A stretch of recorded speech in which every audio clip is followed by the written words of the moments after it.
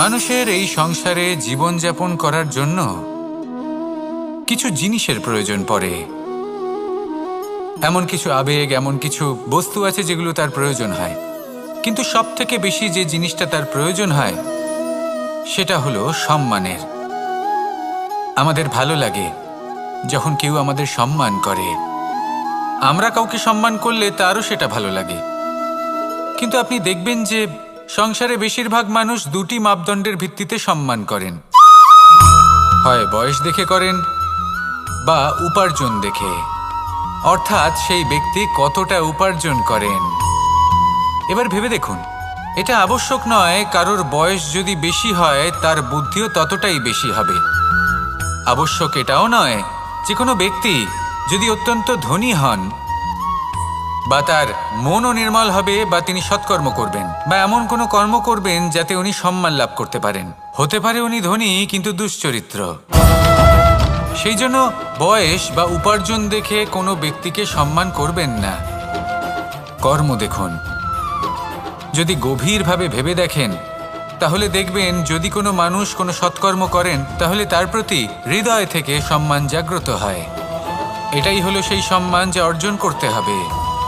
বয়স আজ আছে, কাল আরো বৃদ্ধি পাবে। উপার্জন আজ আছে, কাল সেটা কমে যেতেও পারে। কিন্তু যদি আপনি নিরন্তর শুভকর্ম করতে থাকেন তাহলে আপনি মৃত্যুর পরেও অমর হয়ে থাকবেন। আসুন আমার সাথে ভালোবেসে বলুন, রাধা রাধা। পাপ এবং পুণ্য, এই দুই হলো সংসারের এমন দুই বিন্দু যাকে কেন্দ্র করে এই সংসারের চক্র ঘুরতে থাকে। আমরা যদি কোনো কর্ম বিচার করি হয় পুণ্য নয় পাপের দৃষ্টিভঙ্গি দিয়ে, এটা হয় পুণ্য না হলে পাপ। কিন্তু এই পাপ এবং পুণ্য এই দুই নির্ভর করে প্রত্যেক মানুষের ওপর, তার চিন্তাধারা, তার পরিস্থিতির ওপর। ধরুন এমন একজন মানুষ যিনি অনেক দিন ধরে বনে পথ হারিয়েছেন, অনেক দিন হয়তো উনি কোনো খাবার খাননি। এবার এমন পরিস্থিতি চলে এসছে যে এবার যদি উনি খাবার না খান তাহলে হয়তো জীবিতই থাকবেন না।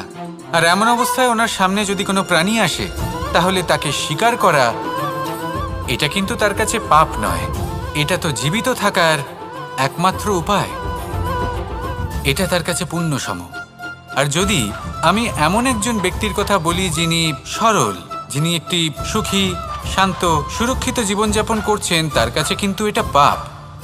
এইরকমই এই সংসারে ভিন্ন ভিন্ন পরিভাষা আছে পাপ এবং পুণ্যের। তার মধ্যে যদি আমি আপনাকে একটি সরল পরিভাষা দিই সেটা হলো, জীবনে যখনই কোনো কর্ম করবেন সেটা নিয়ে একটু ভেবে দেখুন যে এই যে কাজটা আমি করছি তার ফলে এই যে অন্য মানুষেরা আছেন এই সংসারে তারা কি দুঃখ পাবেন? যদি তারা দুঃখ পান তাহলে সেটা পাপ। যদি আপনি এমন কোনো কর্ম করেন যার ফলে অন্যরা প্রসন্নতা লাভ করেন, তাদের মুখে হাসি ফুটে ওঠে, যদি তারা প্রেরিত হন, জীবনে সামনে এগোতে পারেন, তাদের বিকাশ হয়, তাহলে এটা হলো পুণ্য। তাই জীবনে সবসময় পুণ্য করতে থাকুন আর আমার সাথে ভালোবেসে বলুন, রাধা রাধা। বনস্পতি ফলনের জন্য আমাদের কিসের প্রয়োজন পড়ে? একটু ধরিত্রীর, একটু পরিশ্রমের আর একটা বীজের। এবার যদি মানুষের কথা বলি তাহলে এখানে ধরিত্রী হলো মানুষের এই জীবন, যেখানে মানুষ নিজের ইচ্ছের ফল ফুল ফলন করতে চায়। পরিশ্রম হলো আমাদের কর্ম, আর বীজ হলো আমাদের নির্বাচন। আমাদের বেছে নিতে হবে যে আমরা কি বপন করব, আম নাকি ফণি মনসা। এর মধ্যে আমরা কি পেতে চাই? রসালো ফলের ফলন চাই নাকি কাঁটার ফলন চাই, তা আমাদের উপর নির্ভরশীল। কিন্তু একটা কথা ঠিক, লক্ষ্য যেমনই হোক না কেন, জীবন যেমনই হোক না কেন, যদি আপনি লক্ষ্যের দিকে এগোতে থাকেন তাহলে কর্মের সাথে খামখেয়ালি আচরণ করতে পারবেন না। যদি আপনি এমন করেন তাহলে এটা আপনাকে একটা অনুচিত লক্ষ্যে পৌঁছে দেবে, সেটা কিন্তু নিশ্চিত। সবসময় এটা মনে রাখবেন, কর্মের সাথে খামখেয়ালি হবেন অর্থাৎ কর্মফলও আপনার সাথে খামখেয়ালি হবে। তাহলে নিষ্ঠার সাথে কর্ম করতে থাকুন আর নিজের লক্ষ্যকে প্রাপ্ত করুন। আর আমার সাথে ভালোবেসে বলুন, রাধা রাধা। অগ্নি, চতুর্থ তত্ত্ব, সবথেকে বেশি গুরুত্বপূর্ণ কিন্তু তার থেকেও বেশি ভয়াবহ। কখনো অগ্নিকে নিয়ন্ত্রিত রূপে উনুনে জ্বলতে দেখেছেন? এই অগ্নি আমাদের খাবার বানাতে সাহায্য করে, যা আমাদের শক্তি প্রদান করে। কিন্তু এই অগ্নি যখন বিচলিত হয়ে, অনিয়ন্ত্রিত হয়ে কোনো বনের আগুন হয়ে ওঠে, তখন মহা বিনাশ ঘটে যায়। আপনারই অন্তরের ঊর্জা হলো এই অগ্নি।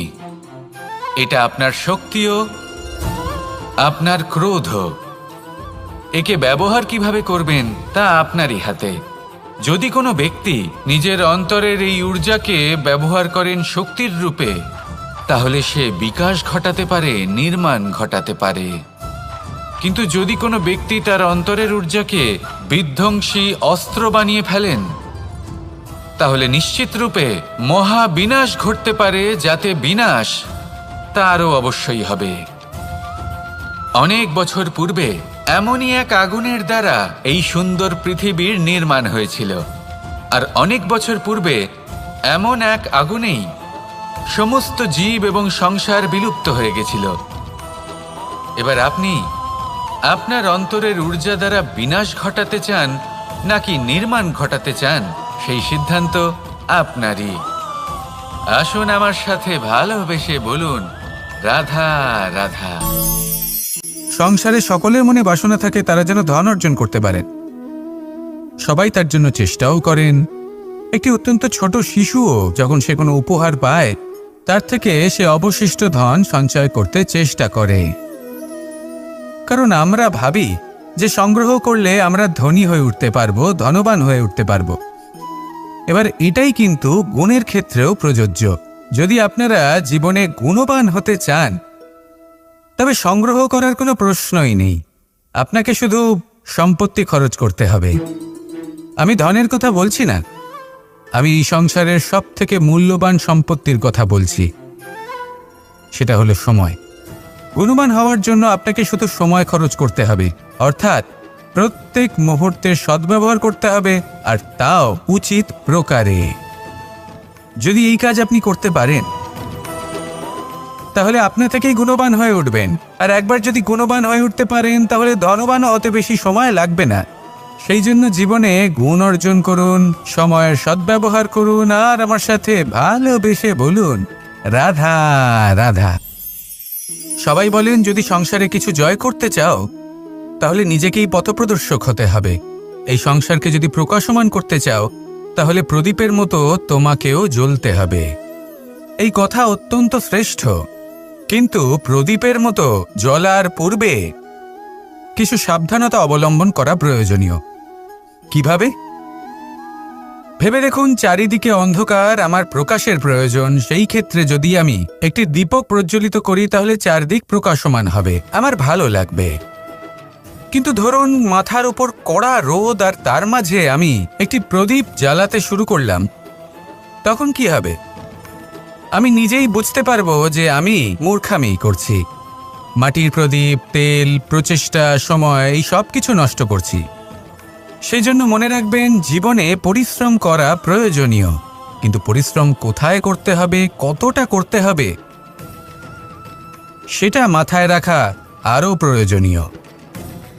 আসুন আমার সাথে ভালোবেসে বলুন, রাধা রাধা। জীবনের আরম্ভ থেকে জীবনের শেষ পর্যন্ত হলো একটা যাত্রা।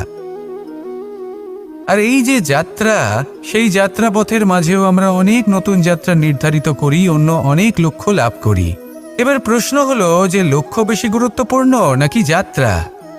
কেউ বলবে লক্ষ্য বেশি গুরুত্বপূর্ণ, কারণ তার জন্যই আমরা এই যাত্রা স্থির করি। কেউ বলবে যাত্রা বেশি গুরুত্বপূর্ণ, কারণ এই যাত্রাপথে চলতে চলতে আমরা অনেকগুলো শিক্ষা লাভ করি, কর্ম করার জন্য অনেক দিশা খুঁজে পাই। এবার লক্ষ্য এবং যাত্রা এই দুই গুরুত্বপূর্ণ, কিন্তু আরও একটা তথ্য আছে অত্যন্ত গুরুত্বপূর্ণ, যেটা বুঝে নেওয়া খুব প্রয়োজনীয়। আর সেটা হলো আপনার জীবন সাথী।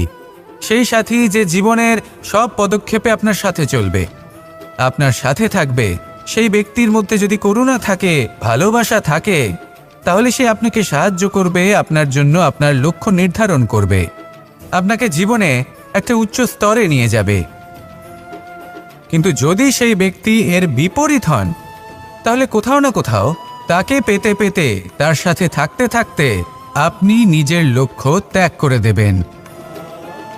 তাই পথ এবং লক্ষ্য এই দুই নির্বাচন করুন, কিন্তু যখন আপনি জীবনসাথী নির্বাচন করবেন তখন কিছুটা সাবধানে, না হলে আপনার অভিজ্ঞতা সুখময় নয়, অত্যন্ত দুঃখজনক হতে পারে। আসুন আমার সাথে ভালোবেসে বলুন, রাধা রাধা। জীবনে কখনো আমরা বিজয়ী হই, কখনো আমরা পরাজিত হই, কখনো সুখ আসে, আবার কখনো দুঃখও আসে। আর যখন দুঃখ আসে তখন আমরা আমাদের এই দুঃখ কারোর সাথে ভাগ করতে চাই। আমরা কারোর সাথে নিজের দুঃখ ভাগ করে নিই, আর সেই ব্যক্তি আমাদের দুঃখ নিয়ে উপহাস করে। তখন আমরা আরো দুঃখী হয়ে যাই। আমরা এই সংসারকে দোষ দিতে থাকি, কিন্তু এতে সংসারের কোনো দোষ নেই। ভুল আপনার যে আপনি কোনো কুপাত্রকে নির্বাচন করেছেন দুঃখ ভাগ করার জন্য। মনে রাখবেন, যদি আপনার শরীরে ক্ষতস্থান তৈরি হয় এবং সেই ক্ষত নিয়ে আপনি প্রত্যেক জায়গায় ঘুরে বেড়ান, প্রত্যেক বাড়িতে আপনি ওষুধ হয়তো নাও পেতে পারেন, কিন্তু সেখানে নুন আপনি অবশ্যই পাবেন। সেই জন্য যখনই দুঃখ পাবেন, শুধু সেই ব্যক্তিদের কথা মনে করুন যারা আপনার দুঃখ, আপনার যন্ত্রণাকে বুঝতে পারবে, যারা আপনার সহায় হবার জন্য প্রস্তুত, আপনাকে সাহায্য করার জন্য প্রস্তুত, আপনার অন্তরকে প্রেরিত করতে প্রস্তুত। তাদের কাছে নয় যারা আপনার দুঃখ নিয়ে উপহাস করে। আসুন আর আমার সাথে ভালোবেসে বলুন, রাধা রাধা। আমি অনেক সংখ্যক মানুষকে দেখেছি, তাদের কাছে অত্যাধিক জ্ঞান আছে, শিল্প আছে, ধন আছে, কীর্তি আছে, কিন্তু তারা এই সব কিছু নিজেদের কাছেই রাখেন, এই সমাজে বিতরণ করেন না। কারণ হলো ভয়। ওনাদের মনে হয় যে যদি আমি এই সব কিছু সমাজে বিতরণ করি, তাহলে সমাজ আমার শিল্প হোক, ধন হোক, জ্ঞান হোক, কীর্তি হোক, সব কিছু চুরি করে নিয়ে যাবে, আর তার বদলে আমি কিছুই পাবো না। এটা কিন্তু সত্য নয়। সত্য হলো এটাই যে যদি আপনি নিজেকে এই সংসারের প্রতি সমর্পিত করেন, তাহলে এই সংসার আপনার প্রতিও সমর্পিত থাকবে। আপনি শুধু ধন, জ্ঞান, কীর্তি, সম্মান পাবেন তাই নয়, বরং এই সমাজ আপনাকে নিজের চোখে হারাবে, মনের মধ্যে স্থান দেবে। তাই এই ভয় ত্যাগ করে দেখুন কিভাবে এই সমাজ আপনাকে প্রেম সমর্পণ করে। আসুন আমার সাথে ভালোবেসে বলুন, রাধা রাধা। জীবন কিসের উপর নির্ভরশীল? ধনের ওপর, বৈভবের ওপর, নিঃশ্বাসের ওপর?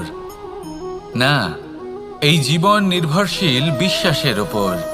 বিশ্বাস নিজের ওপর, বিশ্বাস আমাদের আপনজনের ওপর। কিন্তু যখন এই বিশ্বাস ভেঙে যায়, তখন মানুষের মনও ভেঙে যায়, আর তারপর সে অন্য কিছু করতেই পারে না। তখন কি করা যেতে পারে? 3টে কাজ আছে যা আপনি করতে পারেন। প্রথম, ভালোবাসা। যাকে আপনি ভালোবাসেন, যারা আপনাকে ভালোবাসে, ভুল যারই হোক না কেন, তার কাছে ক্ষমা চাইতে কখনোই সংকোচ বোধ করবেন না। দ্বিতীয় হলো বিশ্বাস। যারা আপনাকে ভালোবাসেন, আপনাকে বিশ্বাস করেন, তাদের বিশ্বাস কখনো ভাঙবেন না। তৃতীয় হলো আশা। যারা আপনাকে ভালোবাসেন, আপনাকে বিশ্বাস করেন, তাদের আশা আপনার সাথে জড়িত। তাদের থেকে কখনো কিচ্ছু লুকোবেন না। এই 3টে কাজ করুন, আর এই জীবন সুপ্রসন্ন হয়ে বলবে, রাধা রাধা। মানুষের জীবনে 2 ধরনের আবেগ থাকে যা চিরকাল তার সাথে বসবাস করে। প্রথম, স্বপ্ন। দ্বিতীয়, অজুহাত। মানুষ হাজার হাজার স্বপ্ন দেখতে পারে। আমাকে এই কাজ করতে হবে, আমাকে ওখানে ঘুরতে যেতে হবে, আমায় জীবনে এই অসম্ভব কাজ বাস্তবায়িত করে দেখাতে হবে, আদি ইত্যাদি। এবার ঠিক যেমন স্বপ্ন দেখেন, সেইভাবে অজুহাতও খুঁজে নিয়ে আসেন। আমি এই স্বপ্ন পূরণ করতে পারলাম না, কারণ আমাকে কেউ সাহায্যই করলো না, কারণ আমি দুর্বল হয়ে পড়েছিলাম, কারণ আমার কাছে সময়ই ছিল না, আদি ইত্যাদি। এবার সাফল্য এবং অসফলতার মাঝখানে এই ধরনের সংঘর্ষ হতে থাকে। সাফল্য তখন লাভ করা সম্ভব যখন আপনার স্বপ্ন আপনার অজুহাতের থেকে অনেক বড় হয়, আর অসফলতা তখন পাবেন যখন আপনার অজুহাত আপনার স্বপ্নের থেকে অনেক বড় হয়। আপনি যদি সাফল্য লাভ করতে চান তাহলে চেষ্টা করতে থাকুন, পরিশ্রম করুন। যদি অসফল হন তাহলে ভয়ভীত হওয়ার কোনো প্রয়োজন নেই। নিজের ভুল বুঝুন, তাকে শুধরে নিন, আবার চেষ্টা করুন। কিন্তু যদি নিজের জীবনে অজুহাত নিয়ে আসেন তখন স্বপ্ন কখনো পূরণ হবে না। আসুন আমার সাথে ভালোবেসে বলুন, রাধা রাধা। ভয়ের সাথে আমরা সবাই পরিচিত, কষ্টও আমরা সবাই পেয়েছি। কখনো কখনো আমরা অসুস্থ হয়ে পড়ি, আর এমন সময় হলে মাতার মমতা, কখনো বাবার স্নেহ, কখনো বন্ধুদের পাশে থাকার অনুভূতি আমাদের রোগ নিরাময়ে সাহায্য করে। কখনো যদি আমরা নিরাশ হয়ে পড়ি, তখন যদি আমাদের কোনো আপনজন আমাদের দুটো ভালো কথা বলে, তখন আমাদের মনোবল বেড়ে যায়। ঠিক তেমন সংসারের এই রঙ্গমঞ্চে যদি আপনি পীড়িত অনুভব করেন, কিছু শুভ কথা আলোচনা করুন, কিছু স্তুতি গান করুন, কিছু মুহূর্তের জন্য হলেও নিজের ইষ্টদেবের কথা স্মরণ করুন আর প্রার্থনা করুন। সাহস বাড়বে, শক্তিও বৃদ্ধি পাবে এবং সামনে এগিয়ে চলার পথও দেখতে পাবেন। তখন এই মন প্রসন্ন হয়ে বলবে, রাধা রাধা। আপনি নিশ্চয়ই কখনো অনুভব করেছেন, যদি কোনো নির্মল ব্যক্তির কাছে গিয়ে বসেন তাহলে মনে নির্মল অনুভূতি হয়, এই মন শান্ত হয়ে যায়। সেইখানেই কোনো দুশ্চরিত্র মানুষের কাছে গিয়ে বসলে এই মন বিচলিত হয়ে যায়। কারণটা কি? কারণ যে ব্যক্তি নির্মল মনের, তিনি সবার মধ্যে নির্মলতা ছড়িয়ে দেন। আমাদের অন্তরে যা থাকে আমরা সেটাই সবার মধ্যে বিতরণ করি। যদি আপনি এই সংসারে শুভ বোধ ছড়িয়ে দিতে চান তাহলে প্রথমে শুভ গ্রহণ করুন, তা অর্জন করুন। এই সংসারে জ্ঞানের শক্তি লাভ করুন, আর সেই জ্ঞানের শক্তি সংসারে বিতরণ করুন। শান্তি এবং সন্তোষ প্রদান করুন, কারণ যেমন বীজ এই সংসারে বপন করবেন তেমনই ফল আপনি লাভ করবেন। যেমন দেবেন তেমন ফিরেও পাবেন। এই সংসারে জ্ঞান প্রদান করুন, শান্তি প্রদান করুন, সন্তুষ্টি প্রদান করুন। এই সংসারে ভালোবাসা বিতরণ করুন, আর এই প্রেম ভাব নিয়েই বলুন, রাধা রাধা। সংসারের বিভিন্ন ক্ষেত্রে আপনি অনেক কিছুই দেখতে পাবেন। যে কোনো খেলা, কোনো নাটক দেখতে পাবেন, কেউ কোনো খেলা খেলছে তা দেখতে পাবেন, আর দর্শকগণ এই দেখে অত্যন্ত আনন্দ লাভ করেন, হাততালি দিতে থাকেন, প্রশংসা করতে থাকেন, নিজের অন্তরের উৎসাহ প্রকাশ করতে থাকেন। কি দেখে করেন? সেই সমস্ত খেলোয়াড়দের দেখে করেন যারা এই খেলাটা খেলছে, তাই না? কিন্তু অনেক সময় সেই খেলোয়াড়রা সেই খেলার আনন্দ উপভোগ করতে পারেন না, কারণ ওনারা চাপা পড়ে যান তাদের কামনার চাপে। জয় লাভ করার কামনা, প্রথম স্থান লাভ করার ইচ্ছে, প্রতিযোগিতায় সব থেকে এগিয়ে থাকার ইচ্ছে তাদেরকে এই খেলা উপভোগ করতেই দেয় না। সেই জন্য কখনো কখনো এই খেলোয়াড়দের থেকে অনেক বেশি আনন্দ উপভোগ করেন দর্শকগণ, যেখানে এই খেলাটা কিন্তু খেলছেন খেলোয়াড়রাই। আমি এটা বলছি না যে এই ইচ্ছে, এই আকাঙ্ক্ষা অনুচিত না, কিন্তু তার সাথে সেই খেলা, সেই কর্মের আনন্দ উপভোগ করাও অত্যন্ত গুরুত্বপূর্ণ। তাই সেটা উপভোগ করুন। যে উৎসাহ আপনি উপভোগ করছেন তা যাপন করা অত্যন্ত গুরুত্বপূর্ণ। দেখুন, সত্যি বলতে এটা কিন্তু আপনার অধিকারও বটে। আপনি যে কর্ম করছেন তার ফল তো আপনি অবশ্যই পাবেন। সেটা যখন আপনি পাচ্ছেন তখন আপনার তা উপভোগ করা উচিত। সেটাই করুন। জীবনে সফলতা এবং অসফলতা এরা আসা যাওয়া করতে থাকে। যখন সাফল্য আসবে তখন তা উপভোগ করুন, যখন অসফলতা আসবে তখন তার থেকে শিক্ষা লাভ করুন। সাফল্য আপনার কাছে আবার ফিরে আসবে। আর এই মন, আপনি তো জানেন, এই মন প্রসন্ন হয়ে বলবে, রাধা রাধা। বুদ্ধি আর বিবেকের পার্থক্য কোথায় তা নিয়ে এই সংসার অনেক কিছুই ভাবে। কিছু মানুষ ভাবেন যে এই দুই হলো একই, কিন্তু যদি সত্যি কথা বলি তাহলে এই দুইয়ের মধ্যে একটা অমূল্য পার্থক্য আছে, আর তা হলো এটা যে বুদ্ধির সম্পর্ক হলো মস্তিষ্কের সাথে আর বিবেকের সম্পর্ক হলো হৃদয়ের সাথে। যে কোনো বুদ্ধিমান মানুষ কি করেন? নিজের মতন করে এই সংসারকে বদলে ফেলতে চেষ্টা করেন। একজন বিবেকশীল মানুষ কি করেন? নিজের অন্তরকে, নিজের মনকে বদলে ফেলতে চেষ্টা করেন। কারণ মানুষের সংসার এই মনের মধ্যেই বসবাস করে। তাই নিজের বুদ্ধির ব্যবহার অবশ্যই করুন, কিন্তু তাতে বিবেকের লাগামটা অবশ্যই শক্ত হাতে ধরবেন। আসুন আমার সাথে ভালোবেসে বলুন, রাধা রাধা। মানুষের এই সংসারে জীবনযাপন করার জন্য কিছু জিনিসের প্রয়োজন পড়ে। এমন কিছু আবেগ, এমন কিছু বস্তু আছে যেগুলো তার প্রয়োজন হয়। কিন্তু সব থেকে বেশি যে জিনিসটা তার প্রয়োজন হয় সেটা হলো সম্মানের। আমাদের ভালো লাগে যখন কেউ আমাদের সম্মান করে। আমরা কাউকে সম্মান করলে তারও সেটা ভালো লাগে। কিন্তু আপনি দেখবেন যে সংসারে বেশিরভাগ মানুষ দুটি মাপদণ্ডের ভিত্তিতে সম্মান করেন। হয় বয়স দেখে করেন বা উপার্জন দেখে, অর্থাৎ সেই ব্যক্তি কতটা উপার্জন করেন। এবার ভেবে দেখুন, এটা আবশ্যক নয় কারোর বয়স যদি বেশি হয় তার বুদ্ধিও ততটাই বেশি হবে। আবশ্যক এটাও নয় যে কোনো ব্যক্তি যদি অত্যন্ত ধনী হন বা তার মনও নির্মল হবে বা তিনি সৎকর্ম করবেন বা এমন কোনো কর্ম করবেন যাতে উনি সম্মান লাভ করতে পারেন। হতে পারে উনি ধনী কিন্তু দুশ্চরিত্র। সেই জন্য বয়স বা উপার্জন দেখে কোনো ব্যক্তিকে সম্মান করবেন না। কর্ম দেখুন। যদি গভীরভাবে ভেবে দেখেন তাহলে দেখবেন যদি কোনো মানুষ কোনো সৎকর্ম করেন তাহলে তার প্রতি হৃদয় থেকে সম্মান জাগ্রত হয়। এটাই হলো সেই সম্মান যা অর্জন করতে হবে। বয়স আজ আছে, কাল আরো বৃদ্ধি পাবে। উপার্জন আজ আছে, কাল সেটা কমে যেতেও পারে। কিন্তু যদি আপনি নিরন্তর শুভকর্ম করতে থাকেন তাহলে আপনি মৃত্যুর পরেও অমর হয়ে থাকবেন। আসুন আমার সাথে ভালোবেসে বলুন, রাধা রাধা। পাপ এবং পুণ্য, এই দুই হলো সংসারের এমন দুই বিন্দু যাকে কেন্দ্র করে এই সংসারের চক্র ঘুরতে থাকে।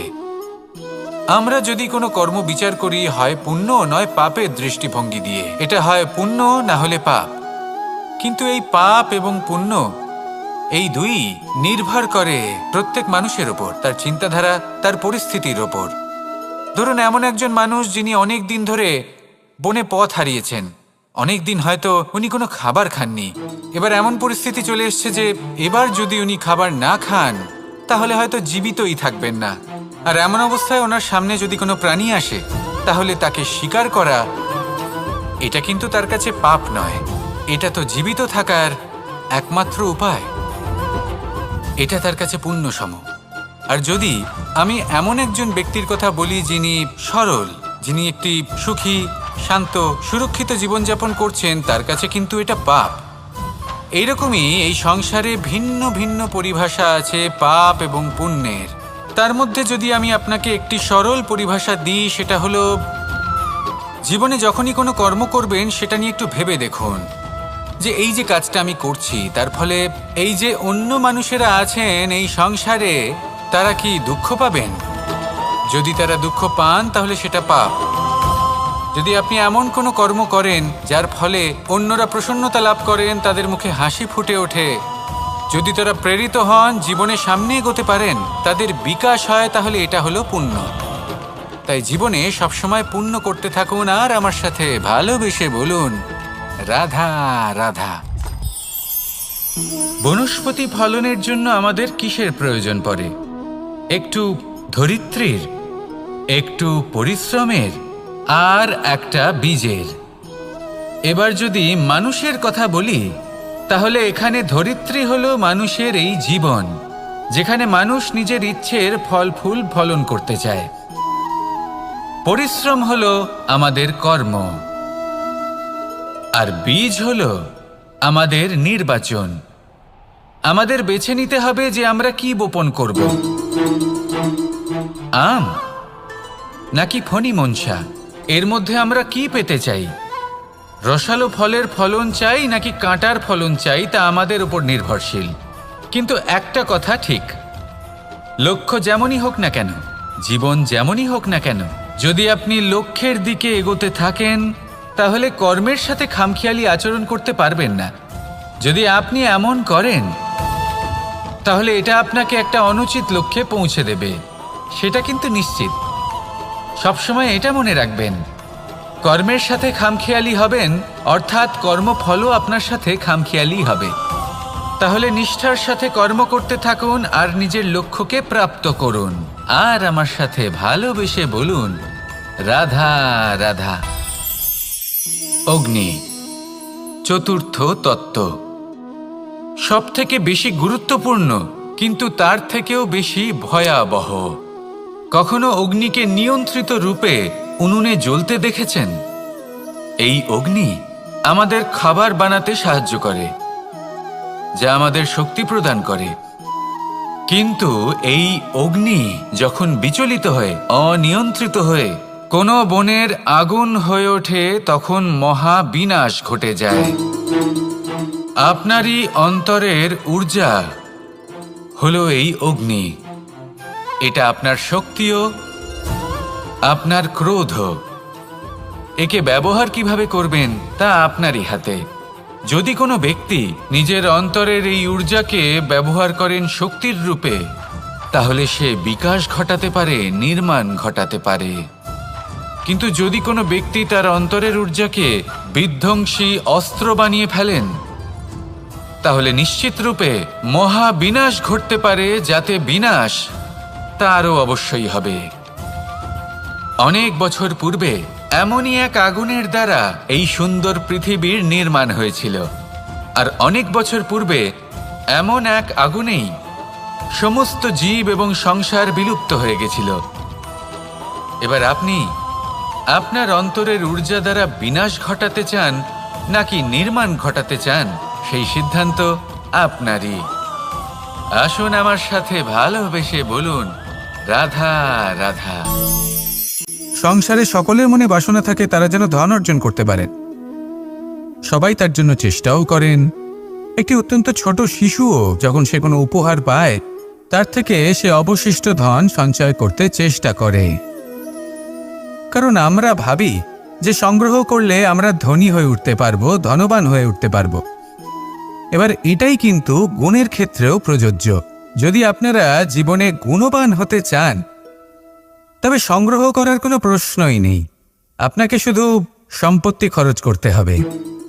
আমি ধনের কথা বলছি না, আমি এই সংসারের সব থেকে মূল্যবান সম্পত্তির কথা বলছি, সেটা হলো সময়। গুণবান হওয়ার জন্য আপনাকে শুধু সময় খরচ করতে হবে, অর্থাৎ প্রত্যেক মুহূর্তের সদ্ব্যবহার করতে হবে, আর তাও উচিত প্রকারে।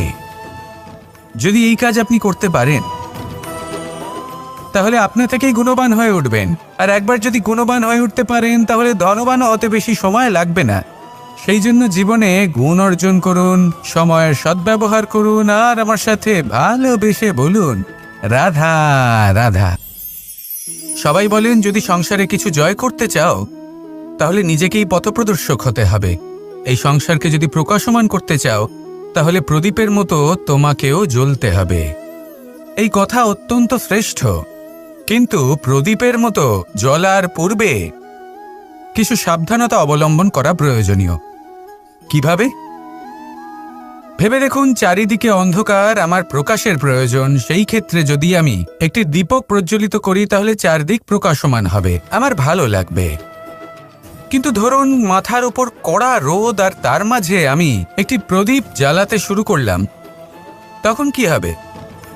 আমি নিজেই বুঝতে পারবো যে আমি মূর্খামি করছি। মাটির প্রদীপ, তেল, প্রচেষ্টা, সময়, এই সব কিছু নষ্ট করছি। সেই জন্য মনে রাখবেন, জীবনে পরিশ্রম করা প্রয়োজনীয়, কিন্তু পরিশ্রম কোথায় করতে হবে, কতটা করতে হবে, সেটা মাথায় রাখা আরও প্রয়োজনীয়। আসুন আমার সাথে ভালোবেসে বলুন, রাধা রাধা। জীবনের আরম্ভ থেকে জীবনের শেষ পর্যন্ত হলো একটা যাত্রা। আর এই যে যাত্রা, সেই যাত্রা পথের মাঝেও আমরা অনেক নতুন যাত্রা নির্ধারিত করি, অন্য অনেক লক্ষ্য লাভ করি। এবার প্রশ্ন হলো যে লক্ষ্য বেশি গুরুত্বপূর্ণ নাকি যাত্রা? কেউ বলবে লক্ষ্য বেশি গুরুত্বপূর্ণ, কারণ তার জন্যই আমরা এই যাত্রা স্থির করি। কেউ বলবে যাত্রা বেশি গুরুত্বপূর্ণ, কারণ এই যাত্রাপথে চলতে চলতে আমরা অনেকগুলো শিক্ষা লাভ করি, কর্ম করার জন্য অনেক দিশা খুঁজে পাই। এবার লক্ষ্য এবং যাত্রা এই দুই গুরুত্বপূর্ণ, কিন্তু আরও একটা তথ্য আছে অত্যন্ত গুরুত্বপূর্ণ, যেটা বুঝে নেওয়া খুব প্রয়োজনীয়। আর সেটা হলো আপনার জীবন সাথী। সেই সাথী যে জীবনের সব পদক্ষেপে আপনার সাথে চলবে, আপনার সাথে থাকবে। সেই ব্যক্তির মধ্যে যদি করুণা থাকে, ভালোবাসা থাকে, তাহলে সে আপনাকে সাহায্য করবে, আপনার জন্য আপনার লক্ষ্য নির্ধারণ করবে, আপনাকে জীবনে একটা উচ্চ স্তরে নিয়ে যাবে। কিন্তু যদি সেই ব্যক্তি এর বিপরীত হন, তাহলে কোথাও না কোথাও তাকে পেতে পেতে, তার সাথে থাকতে থাকতে আপনি নিজের লক্ষ্য ত্যাগ করে দেবেন। তাই পথ এবং লক্ষ্য এই দুই নির্বাচন করুন, কিন্তু যখন আপনি জীবনসাথী নির্বাচন করবেন তখন কিছুটা সাবধানে, না হলে আপনার অভিজ্ঞতা সুখময় নয়, অত্যন্ত দুঃখজনক হতে পারে। আসুন আমার সাথে ভালোবেসে বলুন, রাধা রাধা। জীবনে কখনো আমরা বিজয়ী হই, কখনো আমরা পরাজিত হই, কখনো সুখ আসে, আবার কখনো দুঃখও আসে। আর যখন দুঃখ আসে তখন আমরা আমাদের এই দুঃখ কারোর সাথে ভাগ করতে চাই। আমরা কারোর সাথে নিজের দুঃখ ভাগ করে নিই, আর সেই ব্যক্তি আমাদের দুঃখ নিয়ে উপহাস করে।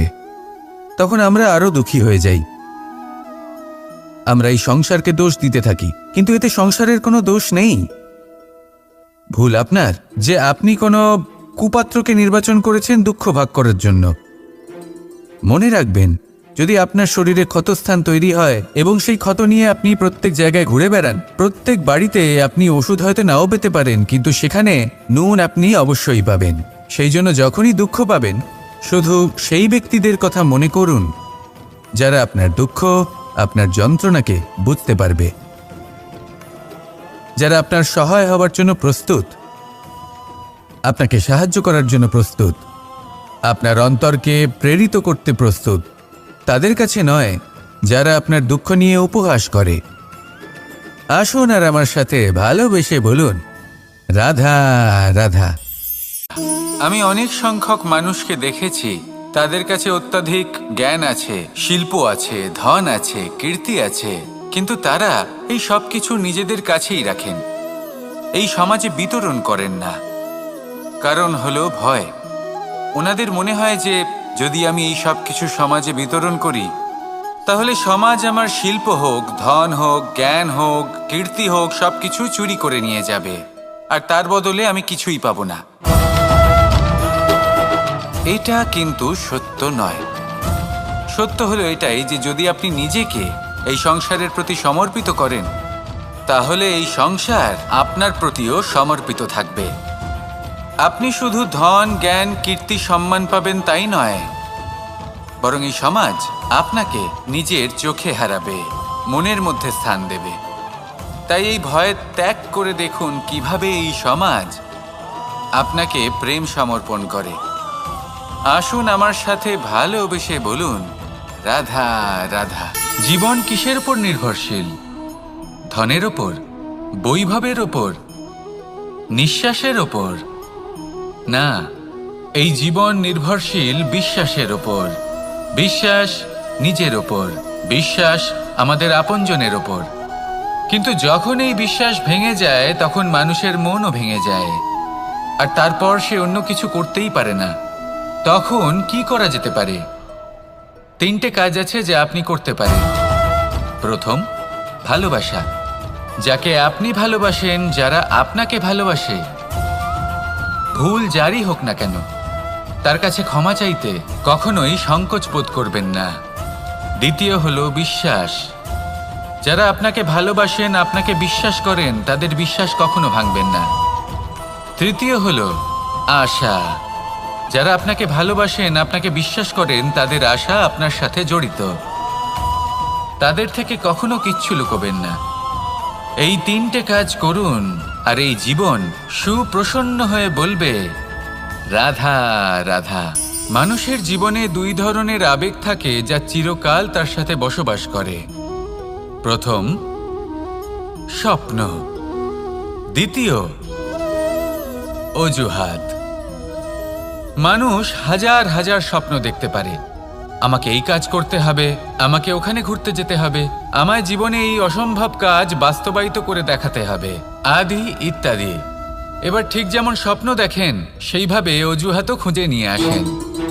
আমি এই স্বপ্ন পূরণ করতে পারলাম না, কারণ আমাকে কেউ সাহায্যই করল না, কারণ আমি দুর্বল হয়ে পড়েছিলাম, কারণ আমার কাছে সময়ই ছিল না, আদি ইত্যাদি। এবার সাফল্য এবং অসফলতার মাঝখানে এই ধরনের সংঘর্ষ হতে থাকে।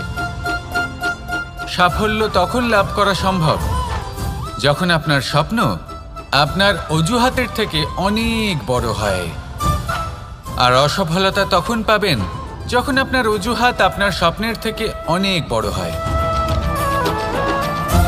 আপনি যদি সাফল্য লাভ করতে চান তাহলে চেষ্টা করতে থাকুন, পরিশ্রম করুন। যদি অসফল হন তাহলে ভয়ভীত হওয়ার কোনো প্রয়োজন নেই। নিজের ভুল বুঝুন, তাকে শুধরে নিন, আবার চেষ্টা করুন। কিন্তু যদি নিজের জীবনে অজুহাত নিয়ে আসেন তখন স্বপ্ন কখনো পূরণ হবে না। আসুন আমার সাথে ভালোবেসে বলুন, রাধা রাধা। ভয়ের সাথে আমরা সবাই পরিচিত, কষ্টও আমরা সবাই পেয়েছি। কখনো কখনো আমরা অসুস্থ হয়ে পড়ি, আর এমন সময় হলে মাতার মমতা, কখনো বাবার স্নেহ, কখনো বন্ধুদের পাশে থাকার অনুভূতি আমাদের রোগ নিরাময়ে সাহায্য করে। কখনো যদি আমরা নিরাশ হয়ে পড়ি, তখন যদি আমাদের কোনো আপনজন আমাদের দুটো ভালো কথা বলে, তখন আমাদের মনোবল বেড়ে যায়। ঠিক তেমন সংসারের এই রঙ্গমঞ্চে যদি আপনি পীড়িত অনুভব করেন, কিছু শুভ কথা আলোচনা করুন, কিছু স্তুতি গান করুন, কিছু মুহূর্তের জন্য হলেও নিজের ইষ্টদেবের কথা স্মরণ করুন আর প্রার্থনা করুন। সাহস বাড়বে, শক্তিও বৃদ্ধি পাবে এবং সামনে এগিয়ে চলার পথও দেখতে পাবেন। তখন এই মন প্রসন্ন হয়ে বলবে, রাধা রাধা। আপনি নিশ্চয়ই কখনো অনুভব করেছেন, যদি কোনো নির্মল ব্যক্তির কাছে গিয়ে বসেন তাহলে মনে নির্মল অনুভূতি হয়, এই মন শান্ত হয়ে যায়। সেইখানেই কোনো দুশ্চরিত্র মানুষের কাছে গিয়ে বসলে এই মন বিচলিত হয়ে যায়। কারণটা কি? কারণ যে ব্যক্তি নির্মল মনের, তিনি সবার মধ্যে নির্মলতা ছড়িয়ে দেন। আমাদের অন্তরে যা থাকে আমরা সেটাই সবার মধ্যে বিতরণ করি। যদি আপনি এই সংসারে শুভ বোধ ছড়িয়ে দিতে চান তাহলে প্রথমে শুভ গ্রহণ করুন, তা অর্জন করুন। এই সংসারে জ্ঞানের শক্তি লাভ করুন, আর সেই জ্ঞানের শক্তি সংসারে বিতরণ করুন। শান্তি এবং সন্তোষ প্রদান করুন, কারণ যেমন বীজ এই সংসারে বপন করবেন তেমনই ফল আপনি লাভ করবেন। যেমন দেবেন তেমন ফিরেও পাবেন। এই সংসারে জ্ঞান প্রদান করুন, শান্তি প্রদান করুন, সন্তুষ্টি প্রদান করুন। এই সংসারে ভালোবাসা বিতরণ করুন, আর এই প্রেম ভাব নিয়েই বলুন, রাধা রাধা। সংসারের বিভিন্ন ক্ষেত্রে আপনি অনেক কিছুই দেখতে পাবেন। যে কোনো খেলা, কোনো নাটক দেখতে পাবেন, কেউ কোনো খেলা খেলছে তা দেখতে পাবেন, আর দর্শকগণ এই দেখে অত্যন্ত আনন্দ লাভ করেন, হাততালি দিতে থাকেন, প্রশংসা করতে থাকেন, নিজের অন্তরের উৎসাহ প্রকাশ করতে থাকেন। কি দেখে করেন? সেই সমস্ত খেলোয়াড়দের দেখে করেন যারা এই খেলাটা খেলছে, তাই না? কিন্তু অনেক সময় সেই খেলোয়াড়রা সেই খেলার আনন্দ উপভোগ করতে পারেন না, কারণ ওনারা চাপা পড়ে যান তাদের কামনার চাপে। জয় লাভ করার কামনা, প্রথম স্থান লাভ করার ইচ্ছে, প্রতিযোগিতায় সব থেকে এগিয়ে থাকার ইচ্ছে তাদেরকে এই খেলা উপভোগ করতেই দেয় না। সেই জন্য কখনো কখনো এই খেলোয়াড়দের থেকে অনেক বেশি আনন্দ উপভোগ করেন দর্শকগণ, যেখানে এই খেলাটা কিন্তু খেলছেন খেলোয়াড়রাই। আমি এটা বলছি না যে এই ইচ্ছে, এই আকাঙ্ক্ষা অনুচিত না, কিন্তু তার সাথে সেই খেলা, সেই কর্মের আনন্দ উপভোগ করাও অত্যন্ত গুরুত্বপূর্ণ। তাই সেটা উপভোগ করুন। যে উৎসাহ আপনি উপভোগ করছেন তা যাপন করা অত্যন্ত গুরুত্বপূর্ণ। দেখুন, সত্যি বলতে এটা কিন্তু আপনার অধিকারও বটে। আপনি যে কর্ম করছেন তার ফল তো আপনি অবশ্যই পাবেন। সেটা যখন আপনি পাচ্ছেন তখন আপনার তা উপভোগ করা উচিত।